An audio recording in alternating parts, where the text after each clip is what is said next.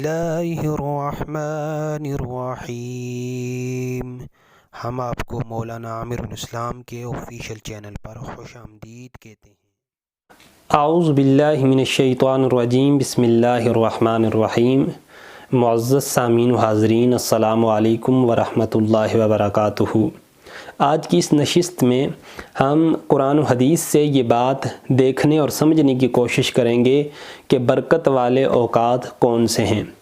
حضور کے ایک صحابی حضرت صخر بن وداع رضی اللہ تعالیٰ عنہ سے یہ روایت ہے کہ حضور پاک صلی اللہ علیہ وآلہ وسلم نے اللہ کی بارگاہ میں دعا کی، اللہم بارک لامتی فی بکورہا۔ حضور پاک صلی اللہ علیہ وآلہ وسلم نے اللہ سے دعا کی، اے اللہ میری امت جو کام صبح سویرے کرے ان کاموں میں تو برکت عطا فرما دے۔ اللہ اکبر۔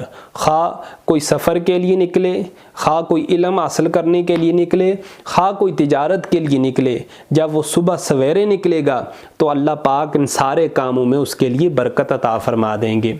حضرت صخر رضی اللہ تعالیٰ عنہ فرماتے ہیں کہ حضور پاک صلی اللہ علیہ وآلہ وسلم کی دعا بھی تھی اور حضور کا عمل بھی تھا کہ جب بھی آپ کسی لشکر کو بھیجا کرتے، کسی فوج کو بھیجا کرتے، تو آپ ہمیشہ اول وقت میں اس فوج کو بھیجا کرتے تھے۔ خواہ حضور نے اپنا عمل اور اپنی دعا کو جمع کر کے امت کو تعلیم دے دی، اگر دن کے اول حصے میں کام کرو گے تو اللہ کی برکت تمہارے ہمراہ ہوگی۔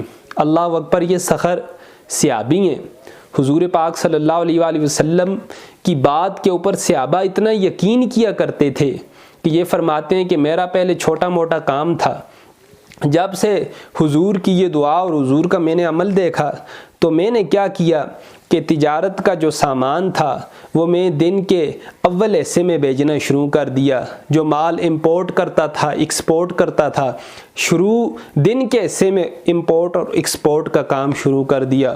اللہ اکبر۔ کچھ ہی دن، کچھ ہی ہفتے اور کچھ ہی مہینے گزرے کہ یہ صخر جو پہلے معمولی دکاندار تھے، تاجر تھے، اللہ نے ان کو اتنا مال اور اتنی برکت عطا فرما دی کہ مدینے کے جو اپر لیول کے تاجر تھے، جو اپر لیول کے بزنس مین تھے، حضرت صخر کا شمار حضور کی اس نصیحت کے اوپر عمل کرنے کی وجہ سے اپر لیول کے تاجروں میں ہونے لگا۔ اللہ پاک ہمیں بھی حضور کی دعاؤں اور حضور کے جو تعلیمات ہیں ان کے مطابق عمل کرنے کی توفیق عطا فرمائے۔ حضور نے تاجروں کا کیا مقام بیان فرمایا۔ حضرت علقمہ رضی اللہ تعالیٰ عنہ ارشاد فرماتے ہیں کہ حضور نے فرمایا، ما من جالب یجلب طعاما من بلد الی بلد۔ حضور فرماتے ہیں جو شخص ایک شہر سے خوراک کا سامان کسی دوسرے شہر میں لے کے آتا ہے اور اس دن کے بھاؤ کے مطابق فروخت کر دیتا ہے، ذخیرہ اندوزی نہیں کرتا، ریٹ کے چڑھنے کا انتظار نہیں کرتا، جس دن سامان لایا شہر میں پہنچایا اسی دن اس نے فروخت کر دیا، تو کیا ہوتا ہے اس کا مرتبہ اللہ کے نزدیک شہداء کے مرتبے کے برابر ہے۔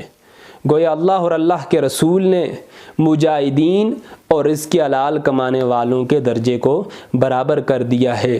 تجارت کہتی ہیں اشیاء کی خرید و فروخت کا جو پیشہ ہے اس کو تجارت کہتے ہیں، اور یہ انبیاء کی اور ہمارے پیارے آقا حضرت محمد مصطفیٰ صلی اللہ علیہ وآلہ وسلم کی سنت رہی ہے۔ خلفاء نے اس طریقے کو اختیار کیا ہے۔ اگر تجارت کو بھی دین سمجھ کر کیا جائے تو وہ بندہ اگرچہ اپنی دکان، اپنے بزنس کے اوپر بیٹھا ہوا ہے، لیکن اللہ کے ہاں اس کا رتبہ میدان جنگ میں لڑنے والے مجاہد کے برابر ہے۔ تو ذرا غور کریں، جو لوگ دن 12 بجے اپنی دکانیں کھولتے ہیں، اپنے کاروبار سٹارٹ کرتے ہیں، وہ وقت کے جو وقتی زوال کا ہے تو ان کی نہ دکانوں میں، ان کے نہ کاروباروں میں برکت ہوگی۔ کیوں کہ جس کاروبار کا آغاز زوال سے کیا جائے وہ کبھی انتہا اور عروج کی طرف نہیں جائے گا، وہ ہمیشہ پستی کی طرف جائے گا۔ تو ہمیں چاہیے کہ ہم حضور کی تعلیمات کے مطابق اپنا کاروبار کریں اور اللہ رب العزت ہمارے کاروبار میں دن دگنی رات چگنی ترقی عطا فرمائے۔ وما علینا الا البلاغ المبین۔